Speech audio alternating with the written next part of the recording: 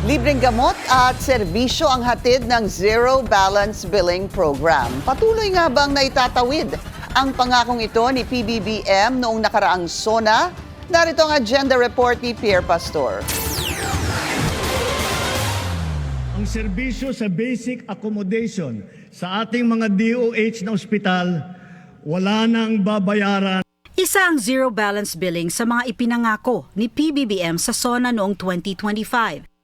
Isa itong major health program ng administrasyon na naglalayong maiwasan ng qualified patients ang pagbabayad ng anumang gastusing pang-ospital. Ipinatutupad ito sa mga DOH at GOCC hospitals. Si Sofia, isang 8 taong gulang na taga Las Piñas, ay nagkaroon ng sarcoma, cancer na tumubo sa kanyang ilong. Nagki-chemotherapy siya at hindi pwedeng maoperahan. Sa loob lamang ng 1 buwan na pananatili ni Sofia sa ospital, umabot na sa 133,000 pesos ang kanyang bill. Pasalamat ng kanyang ina na dahil sa ZBB program, nabawasan ang kanyang alalahanin.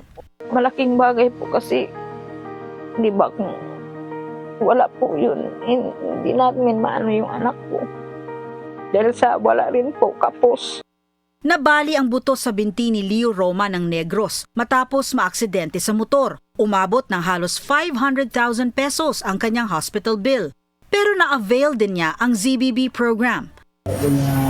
Salamat po sa Corazon Lock Center sa DOH. Salamat sa inyo.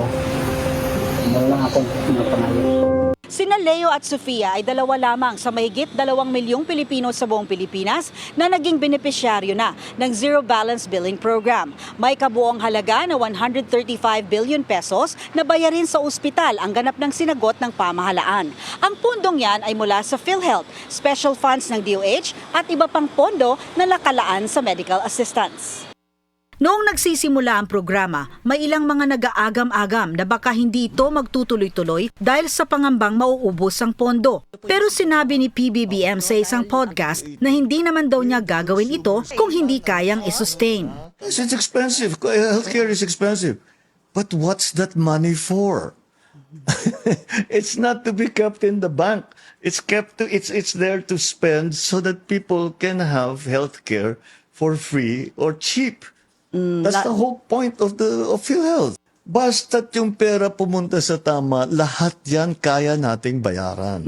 Ganun lang kasimple yan. Sa ngayon, tuloy lang ang ZBB program. Sinusuportahan nito ang layunin ng pamahalaan na makamit ang goal ng universal healthcare para gawing mas madali at abot kaya ang life-saving health services para sa bawat Pilipino. Para sa Agenda, Pierre Pastor, Billionaire News Channel.